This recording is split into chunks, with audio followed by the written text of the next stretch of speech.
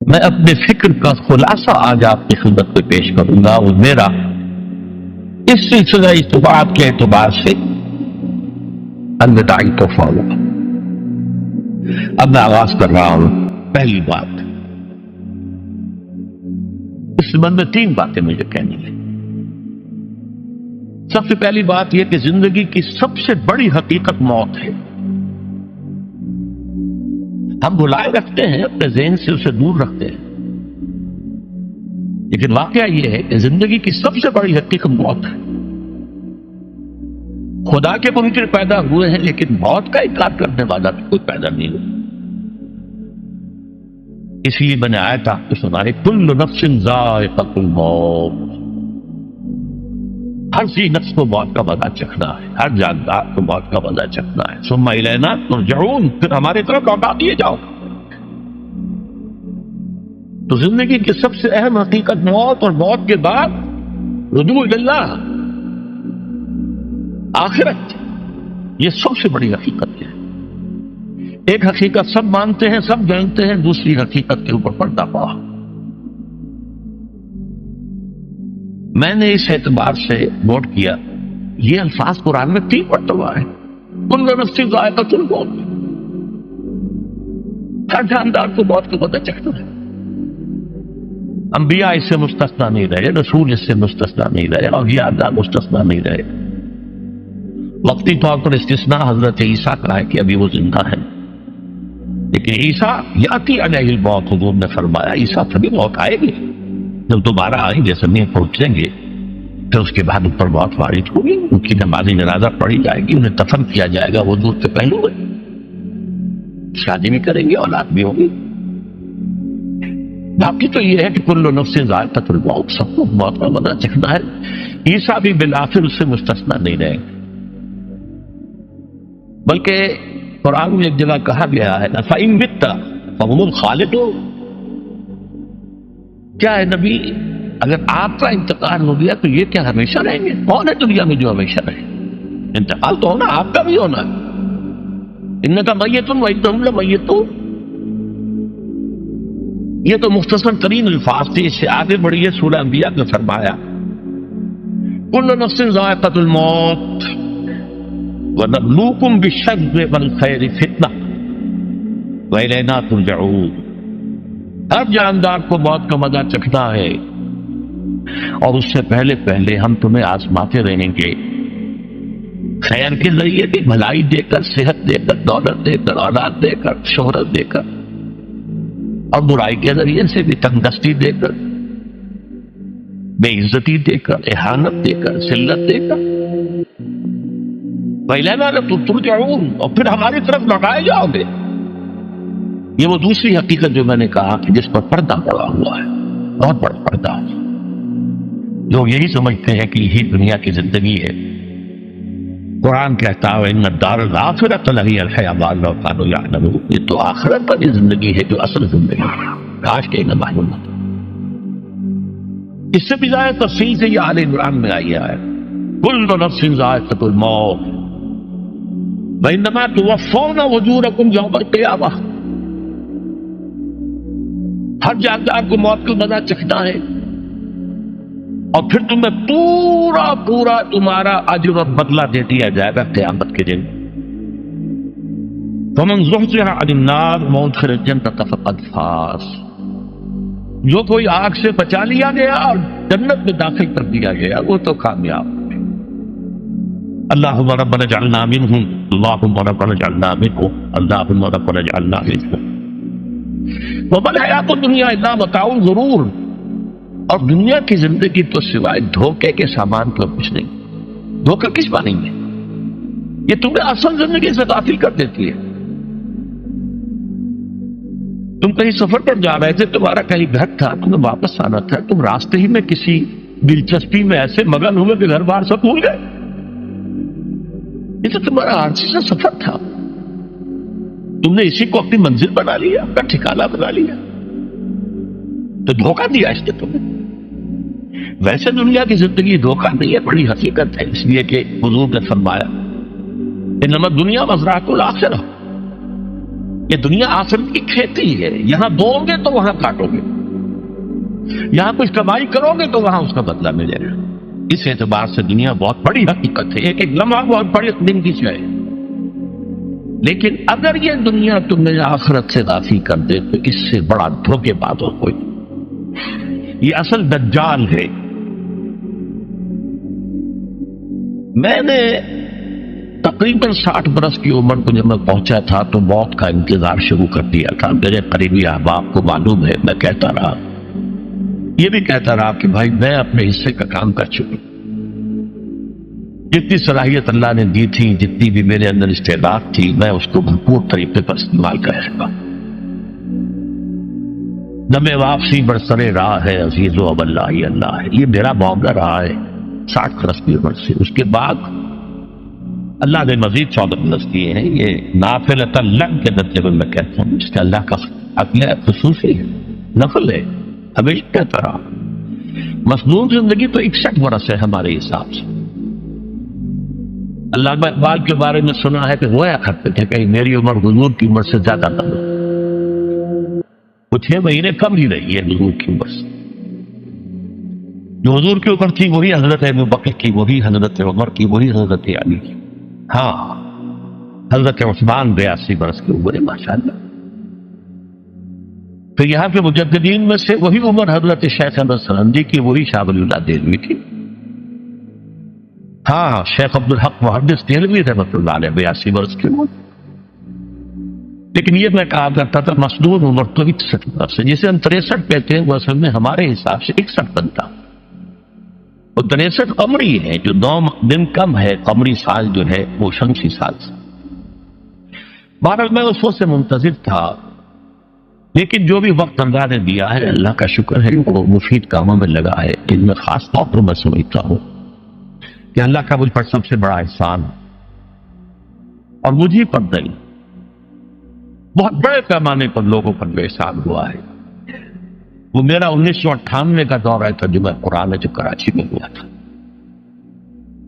1998 کے مارچ میں میرا بڑا آپریشن ہوا، دونوں گھٹنے تبدیل کیے گئے، لیکن 98 کے آخر میں، حالانکہ میں چل نہیں سکتا تھا، کراچی میں مسجد جو ہے اونچی ہے، دوسری منزل پر ہے، تو خاص ریمپ بنایا گیا جس کے ذریعے میں ویل چیئر پر مجھے لے جایا جاتا تھا۔ میں وہ کر گیا۔ اس طرز کی گزشتہ چند سالوں سے پوری دنیا میں جو گونج ہوئی ہے اللہ کے فضل و کرم سے، اللہ کا کوئی حکمت خداوندی اس کے ساتھ وابستہ ہے۔ اس میں میرے کسی کام کو دخل نہیں ہے، میری کسی کوشش کو دخل نہیں ہے۔ میں نے تو جو درس میں دیتا آ رہا تھا سن 85 سے دورہ ترجمہ قرآن، البتہ یہ کہ ہے، یہ بات ضرور ہے کہ میں نے محسوس کیا تھا کہ سن 98 کے اس درس میں دورہ ترجمہ قرآن سے مجھے خصوصی انشراح حاصل۔ میری ساری گفتگو کا حاصل کیا ہے؟ دیکھیے، نظریاتی تحریکوں کا تعلق اشخاص سے نہیں ہوتا، ٹھیک ہے، کوئی اس کا داعی ہوتا ہے، کوئی اس کا مؤسس ہو جاتا ہے، کوئی اس کا آغاز کرنے والا ہوتا ہے، لیکن نظریاتی تحریک افراد سے وابستہ نہیں۔ افراد آتے چلے جاتے ہیں اپنا حصے کا کام کر کے، جس کو جتنا مقدر ہے، جس کی جتنی اللہ تعالیٰ کی طرف سے توفیق ہے، وہ اپنا کام کرے گا، چلا جائے گا۔ یہ چمن یوں ہی رہے گا اور ہزاروں جانور اپنی اپنی بولیاں سب بول کر اڑ جائیں گے۔ مبارک ہے وہ لوگ جنہیں قرآن کی بولی بولنا نصیب ہو جائے۔ بَإِنْ يَحْسِبُ أَنِّي مِنْهُمْ، مجھے گمان ہے، اللہ کا فضل ہے کہ میں ان میں سے ہوں، میں نے قرآن کی بولی بولی ہے، اور قرآن مجید کو جیسا کہ وہ ہے ایز اٹ از،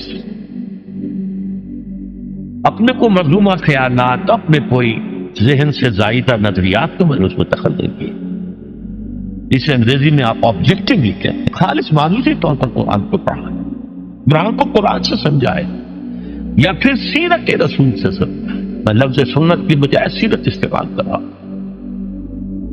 قرآن مجسم حضور تھے صلی اللہ علیہ وسلم، اور حضور کی سیرت اور حیات جو ہے وہ قرآن مجید کی اصل تفسیر ہے۔ یہ حقیقت بھی بہت کم لوگوں کے لیے ہے۔ وہ احادیث کا نام تو لیتے ہیں، احادیث بھی ہیں، سیرت میں تو احادیث ہی سے میں ملتی ہے، لیکن میں خاص طور پر سنت یا حدیث کی بجائے سیرت کر سکتا ہوں۔ قرآن کی 2 سورسز ہیں، قرآن خود اور سیرت رسول صلی اللہ علیہ وسلم. بہرحال انشاءاللہ العزیز یہ کام بڑھے گا، چلے گا، یہ میں ابھی بات میں عرض کروں. دوسری بات جو میں نے آیت پڑھی آپ کو، وَمَن نُعَمِّرْهُ نُنَقِّصْهُ فِي الْخَلْقِ أَفَلَا يَعْقِلُونَ. بہت بڑی حقیقت زندگی کی یہ بھی ہے. اس کی ہم عمر زیادہ کر دیتے ہیں، اس کی خلقی صلاحیتوں میں کمی کر دیتے ہیں. موٹی بات ہے، بڑھاپا آئے گا، ہمیشہ کی مانی ہوئی بات ہے. اگرچہ جوانی میں آدمی بڑھاپے کا تصور نہیں کرتا، لیکن بڑھاپا آنا ہے، یہ بھی ایک حقیقت ہے موت کی طرح. غالب نے کہا تھا مزمحل ہو گئے قوائے غالب، اب عناصر میں اعتدال تھا. ایک صاحب نے مجھے شعر سنایا تھا، ابراہیم صاحب سے ٹونک کے رہنے پر. ذوق پیری پڑ گیا، جوش جوانی گھٹ گیا، اب عصا بنوائیے نخل تمنا کاٹ کر. یہ تمنائیں جو ہے طول العمر نے کاٹو. اب کئی جوانی امنگوں والا کھول گیا، اور یہ جو تمناؤں کا پودا ہے اس میں سے لکڑی لے کر عصائے پیری بنوا لیجیے. اب بڑھاپے کے لیے ایک عصا نکال. بڑا پیارا شعر ہے. ذوق پیری پڑ گیا، جوش جوانی گھٹ گیا، اب عصا بنوائیے نخل تمنا کاٹ. ابھی 2-3 دن ہوئے ہیں یہاں پر جو خانہ فرہنگ ایران ہے اس کے ڈائریکٹر آئے تھے، انہوں نے فارسی کا ایک شعر سنایا، بڑا پیارا شعر ہے. در جوانی گفت کہ شعر شعر است اگرچہ پیر بود. جوانی میں یہ کہا کرتا تھا کہ شعر تو شعر ہی ہوتا ہے، چاہے بوڑھا ہو جائے، بوڑھے ہونے سے اس میں کیا فرق ہو جائے. شعر شعر است اگرچہ پیر بود. کیوں میں پیری رسیدم، جب میں خود پیری اور بڑھاپے کو پہنچ گیا دیدم، تو مجھے یہ بات نظر آئی پیر پیر است گرچہ شعر بود. بوڑھا بوڑھا ہی ہوتا ہے چاہے وہ شعری کیوں نہ ہو. تو یہ بڑھاپا جو ہے یہ زندگی کی دوسری بڑی حقیقت ہے. اس کا ایک اثر تو سب کو معلوم ہے، قوائے غالب جو میں نے کہا، بڑھاپے کا عام نتیجہ جسمانی ضعف، سب جانتے ہیں. لیکن مجھ پر اور کچھ اور لوگوں پر بھی خاص طور پر اس کا جو ایک اثر ہوتا ہے، یہ مجھ پر ہوا ہے، وہ ہے یادداشت کی کمزوری. اور یہ میں کئی سال سے محسوس کر رہا ہوں، کئی سال سے محسوس. میری پرانی یادداشت بڑی مضبوط ہے، قوی ہے، اس میں کہیں کوئی کمی نہیں. لیکن ریسنٹ پاس کی چیزیں جو ہے، پچھلے 5-6 سال کے واقعات مجھے یاد نہیں رہتے. اشخاص سے ملنا ہوں اور دیکھ کے پہچان لیتا ہوں، کئی بار ملاقات ہوئی، نام یاد نہیں آتے. تاریخیں اور اشخاص کے نام کے اعتبار سے تو خاص طور پر کئی سال سے میری جو میموری ہے وہ امپیئرڈ ہے. اور میں محسوس کرتا رہا ہوں کچھ عرصے سے کہ این تقریر کے دوران محسوس ہوتا بلیک آؤٹ ہو گیا، اور مجھے سلسلہ کلام جوڑنے کے لیے سوچنا پڑا. بعض اوقات 1000 کروڑ مرتبہ بولے ہوئے الفاظ آئے، اب چاہے کتنا ہی زور لگا لوں وہ لفظ یاد نہیں آئے گا. ہاں تھوڑی دیر کے بعد سب بہت یاد آ جائے گا. میری اس آپریشن سے چند کچھ عرصے پہلے تک جو میری تقریریں یہاں ہوئی، میں بہت سے لوگوں نے نوٹ کیا، میری تقاریر میں وہ روانی نہیں رہی تھی. وہ جو کراس ریفرنسز آیا کرتے تھے، اس کی بنا پر ایک مولانا عبد الکریم پاریک صاحب تھے ناگپور کے، انڈیا کے، مولانا علی میاں کے، وہ خلفاء میں سے. انہوں نے تفسیر لکھی قرآن، وہ ایک مرتبہ لاہور آئے تھے، تو اسے بھی ملاقات ہوئی، میرا درس میں سنا. پھر یہاں وہ ایک دینی ادارے میں گئے، وہاں میرے خلاف باتیں ہو رہی تھی. تو انہوں نے کہا بھائی اس شخص کی کیا بات کرتے ہو، اس کے سامنے تو معلوم ہوتا ہے کہ قرآن کھلا ہوا ہے، جہاں سے چاہے لے لے. پھول کھلے ہیں گلشن گلشن، لیکن اپنا اپنا دامن، تو کیا بات کر رہے ہیں اس کی. عبد الکریم پاریک صاحب کی وہ جو تقاصد تھا وہ صحیح تھا، کراس ریفرنسز کا آنا. القرآن یفسر بعضہ بعضا، اس میں بہت کمی آ گئی۔ بہرحال اس کے علاوہ تیسری چیز ہوتی ہے بڑھاپے میں ریزسٹنس کی کمی کی وجہ سے عوارض۔ بلڈ پریشر کا میں مریض ہوں اور کوئی 25 برس سے، شوگر کا میں مریض ہوں اور کوئی 5 برس سے ہوں۔ ایک خاص برس جو اس پر آیا ہے آج سے 4 سال پہلے، اس کی ایک تاریخ ہے۔ یہ جو امراض دماغی کے ماہرین ہیں یہ کہتے ہیں کہ ایک مرض ہے بائی پولر ڈپریشن۔ انسان میں کبھی تو انشراح ہوتا ہے، ایکٹیویٹی ہوتی ہے، سوچتا ہے اور ایکٹیو کرنے کے لیے، گفتگو کے لیے، بھاگ دوڑ کے لیے طبیعت میں آمادی ہوتی ہے۔ کبھی وہ بجھ سا جاتا ہے، کبھی وہ حرکت کرنے کو جی نہیں چاہتا، پڑا رہے کسی کونے میں، سو جائے۔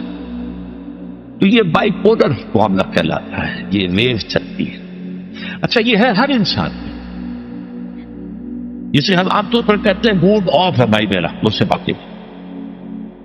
یہ موڈ کا آف ہو جانا، آن ہو جانا، یہ عام آدمی میں بھی ہوتا ہے۔ لیکن جو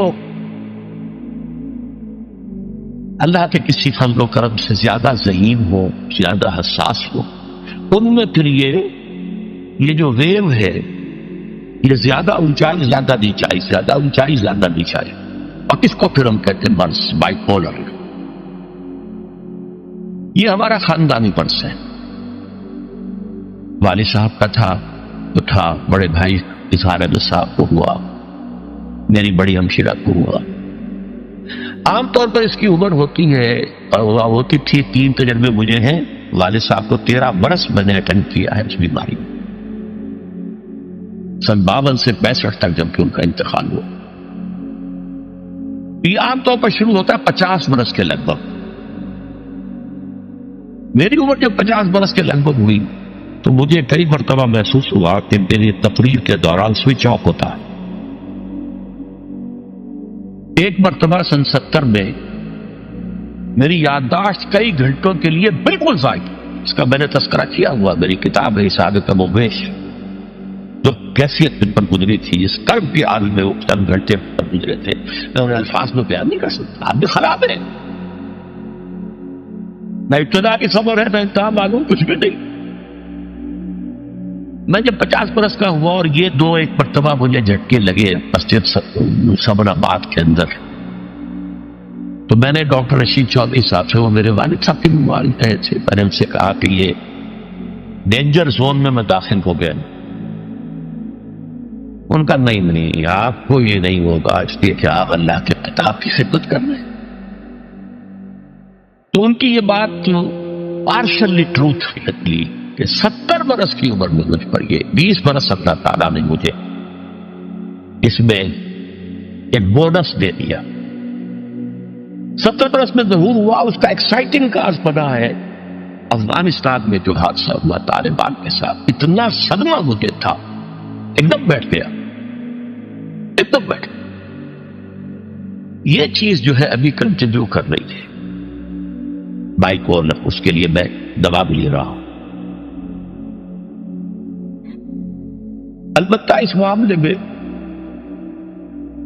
میری ایکسائٹمنٹ جو ہے زیادہ اوپر چلے جانا، یہ صرف ایک بار ہوا اللہ کے فضل و کرم سے، زیادہ جو ہے وہ اس بروڈنگ، بس غور کرتے رہنا، بیٹھے رہنا، لیٹے رہنا، وہ جس کا نقشہ حضور کے بارے میں کھینچا گیا ہے، یا ایھا المدثر یا ایھا المزمل، اے کمبل میں لپٹ کر لیٹنے والے اور اے لحاف میں لپٹ کر لیٹنے والے، قم فانذر قم اللیل الا قلیلا، وہ ایک کیفیت ہوتی ہے۔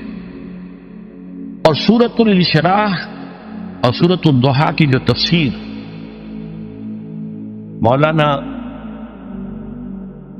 پانی پتی رحمت اللہ علیہ، ثناء اللہ پانی پتی رحمت اللہ علیہ نے لکھی ہے، اس میں اس کا ذکر بڑی تفصیل سے، کہ 2 صورتیں اسی سے متعلق ہیں۔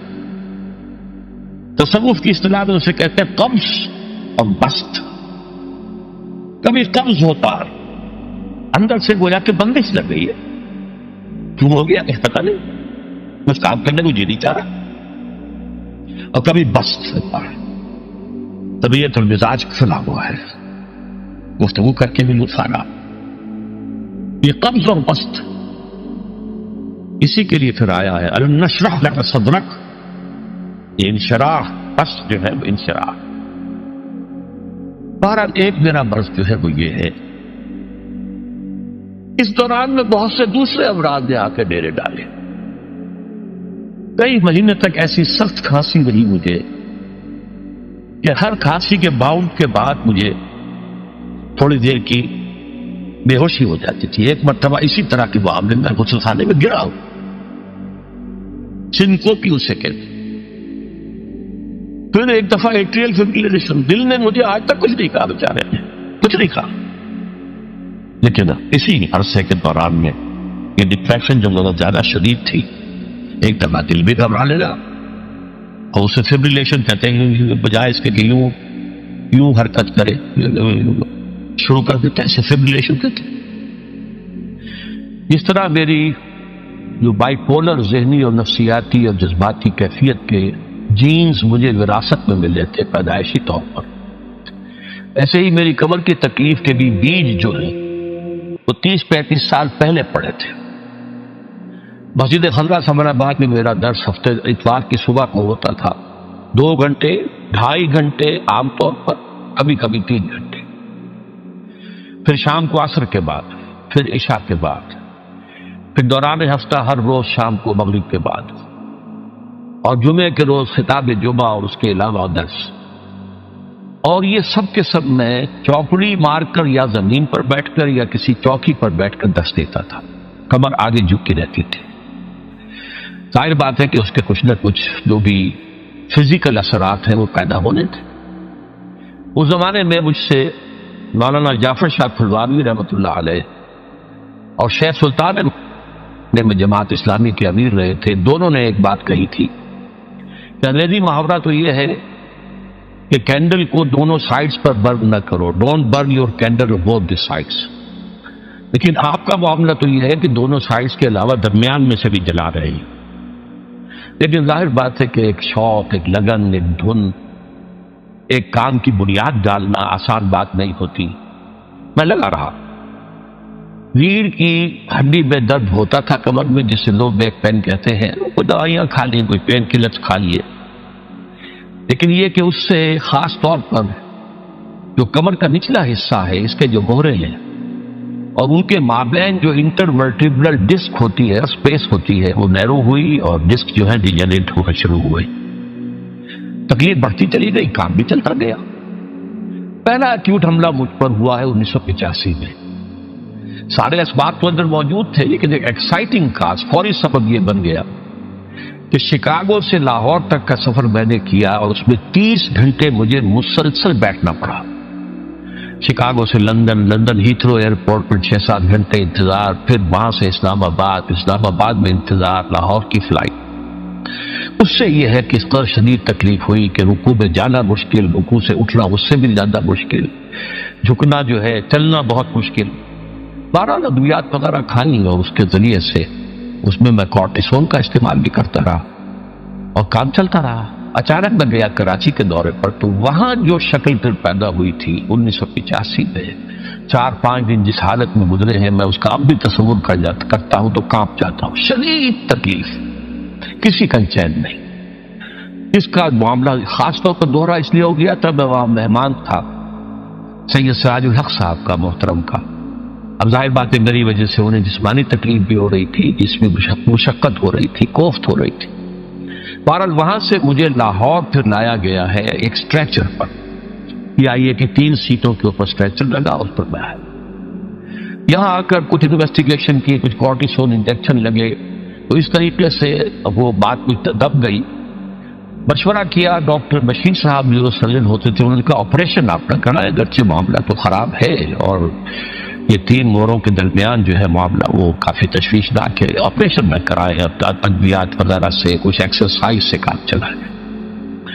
اس وقت تک ابھی MRI ایجاد نہیں ہوا تھا، CT اسکین ہوتا تھا، وہ کروایا تو معلوم ہوا کہ نمبر 4 اور 5 اور S1 یہ 3 موریں جو ہیں ان کے درمیان کی ڈسک جو ہے وہ تقریباً ڈیجنریٹ ہو چکی ہے۔ بہرحال اس کے بعد بھی اللہ کا فضل ہوا، کام چلتا رہا۔ سن 91 سے مجھے گھٹنوں کی درد کی تکلیف شروع ہوئی تو میں نے پین کلر زیادہ سٹرونگ کھانے شروع کیے. اس سے یہ درد بھی دب گیا، معلوم ہوا ہے ہی نہیں، کمر میں کچھ ہے ہی نہیں. لیکن آج سے کوئی 3-4 سال پہلے میں نے جب آپریشن تو کرایا تھا تقریباً 7 سال پہلے 1998 میں، تو اس کے بعد سے میں نے وہ پین کلرز ختم کر دیے، اس لیے کہ گردے پر اور معدے پر کا برا اثر ہو رہا تھا. لیکن یہ کہ اس کے بعد آج سے 3-4 سال پہلے مجھے تکلیف بڑھنی شروع ہوئی. کھڑے ہونا مشکل ہو گیا، چلنا مشکل ہو گیا، کھڑے ہو کے تقریر کرنا موقوف ہو گیا. عام طور پر چلنا ہوتا تھا تو ویل چیئر کے اوپر. یہ بات آگے تک بڑھی نہیں. سن 5 کے آغاز میں تکلیف جو ہے یہ زیادہ بڑھی تو پھر MRI کرایا گیا. اس سے معلوم ہوا کہ اب 3 نہیں 4 مورے انوالوڈ ہیں، L3 L4 L5 S1، اور صورتحال بہت تشویشناک کہ آپریشن جو ہے وہ لازمی ہے. لیکن کچھ خوف تھا آپریشن کا، کچھ لوگ بھی ڈراتے تھے. ٹال بٹول سے میں کام لیتا رہا، وہی دوائیں وغیرہ، پھر کچھ جدید قسم کے ٹونے ٹوٹکے بھی ٹرائی کیے، کچھ ہومیوپیتھی بھی ٹرائی کی. لیکن یہ کہ درد بڑھتا چلا گیا، مرض بڑھتا گیا جو دوا کی. اچانک یہ آج سے 4 مہینے پہلے حادثہ ہو گیا. بہت شدید درد کی کیفیت تھی اور 3-4 روز سے میرا مسجد میں آنا بھی موقوف تھا، اور میں وضو بھی نہیں کر سکتا تھا، بلکہ تیمم ہی سے نماز بستر پر پڑھ رہا تھا. لیکن ہوائی ضروریات کے لیے گیا میں باتھ روم. وہاں میں کھڑا ہی تھا ابھی کہ میرا بایاں گھٹنا ایک دم بیٹھ گیا، بینڈ ہو گیا اور میں گر گیا پیچھے. اس کا مطلب کیا ہوا کہ یا تو کوئی جو ہے وہ پیرالائسس ہو گیا ہے یا کوئی اور اس قسم کا حادثہ ہو گیا ہے. تو اب یہ ایمرجنسی کی پوزیشن بن گئی اور جو آپریشن ہے وہ فوری طور پر لازمی ہو گیا. یہ آپریشن ہے میرا جو 19 نومبر کو سرجی میڈ ہاسپٹل میں ہوا اور ڈاکٹر عامر عزیز صاحب نے کیا. ان کا تھوڑا سا تعارف یہ ہے کہ یہ میرے بیٹے ڈاکٹر عارف رشید کے کلاس فیلو ہیں. اس اعتبار سے میرا ادب اور احترام ایسے ہی کرتے ہیں جیسے اپنے والد کا. پھر یہ کہ وہ بہت ہی نیک اور دیندار آدمی ہے، بہت اچھی داڑھی ان کے چہرے پر ہے، وہ چہرہ مزین ہے. اس کے علاوہ یہ کہ وہ 1 ایئر کورس ہمارے یہاں سے قرآن اکیڈمی سے کر چکے ہیں. افغان جہاد وغیرہ میں ان کا بڑا ایکٹیو رول رہا. 3-4 مہینے FBI کے انڈر انٹروگیشن رہے، یہ سب کو معلوم ہے. بہرحال انہوں نے آپریشن کیا 19 تاریخ کو نومبر کی، اور الحمدللہ کہ آپریشن ہر اعتبار سے کامیاب رہا. میں یہاں اعلیٰ رؤوس الاشعار شکریہ ادا کرنا چاہتا ہوں ڈاکٹر عامر عزیز کا. انہوں نے کوئی اپنی آپریشن فیس تو درکنار، ہاسپٹل کے سارے چارجز بھی اپنی جیب سے ادا کیے. ایک پیسہ مجھے خرچ نہیں کرنے دیا میرے کہنے کے باوجود، اصرار کے باوجود. بلکہ میرے وہ ریڑھ کی ہڈی کے منکوں کے دونوں طرف جو پلیٹیں ڈالی گئی ہیں میٹلک، ظاہر بات ہے کہ وہ بہت قیمتی ہوں گی، تو پھر عام لوہا تو نہیں ہوتا، اس کے پیسے بھی اپنی جیب سے ادا کیے. زیادہ سے زیادہ جو ہے وہ جو ایڈیشنل دوائیوں کی ضرورت ہوتی تھی وہ ہم بازار سے منگاتے تھے. ہمارا خرچ اس پر ہوا ہے، ورنہ ایک پیسہ انہوں نے خرچ نہیں ہونے دیا. آپریشن سے میں بہت جلد جو ہے نکل کے آ گیا. آپریشن کے فوراً بعد مجھے پتہ ہی نہیں چلا کہ درد نام کی بھی کوئی شے ہوتی ہے. کوئی اتنی انہوں نے پین کلرز وغیرہ دیے ہوئے تھے. بہرحال یہ کہ اس کے بعد جب میں گھر پہ منتقل ہوا ہوں، اب وہ بھی ظاہر بات اسٹریچر پر آیا تھا، تو یہاں آ کر کچھ نہ کچھ درد تھوڑا بہت جو ہے وہ شروع ہوا، پین کلرز کم ہوئے، اور یہ خاص طور پر فزیو تھراپی ایکسرسائز جو ہے وہ تجویز کی گئی تھی کہ اور کوئی علاج نہیں ہے. یہ فیصلہ تو ہو گیا تھا کہ یہ اس معنی میں پیرالائسس نہیں ہے، فالج نہیں ہے. نہ تو یہ ہے کہ کوئی دماغ کی شریان پھٹنے کی وجہ سے ہوا ہے جسے سٹروک کہتے ہیں، اور نہ ہی کوئی نرو کٹی ہے. البتہ کوئی نرو کچلی گئی ہے، لیکن اب اس کچلے جانے کی کیفیت سے دوبارہ اس کو اپنے نارمل فنکشن کو ریزیو کرنے میں وقت لگے گا، اور اس کے لیے جو ہے فزیکل ایکسرسائز، پٹھوں کی مضبوطی جو ہے یہ بہت ضروری ہے. چنانچہ وہ ہوتا رہا. پہلے بہت ریگولرلی آتے رہے، وہ بھی ڈاکٹر عابد عزیز صاحب کے اسسٹنٹس تھے جو آتے رہے اور بغیر کسی فیس کے وہ آئے ہیں. وہ پہلے متواتر آتے تھے، پھر وقفے سے آتے رہے، اور انہوں نے بھی اپنی کوئی فیس نہیں لی. بہرحال اب صورتحال یہ ہے کہ میں رفتہ اس کامل معذوری کی کیفیت سے نکل کر نیم معذوری کی کیفیت میں آ گیا ہوں. واکر کی مدد سے چل بھی رہا ہوں، اور اب میں نے مسجد کے لیے بھی وہ جو میرے لیے سیڑھیاں کبھی بنی تھیں جبکہ میرے گھٹنوں میں شدید درد تھا، چھوٹے چھوٹے سٹیپس ہیں ان کے، ان میں ایک طرف ریلنگ تھی، دوسری طرف بھی ریلنگ لگوا کر اب میں آسانی سے الحمدللہ مسجد میں جا رہا ہوں، 5 وقت کی نماز پڑھ رہا ہوں. اور جیسا کہ میں نے شروع میں کہا ہے، یہاں آنا مجھے بہت ہی پہاڑ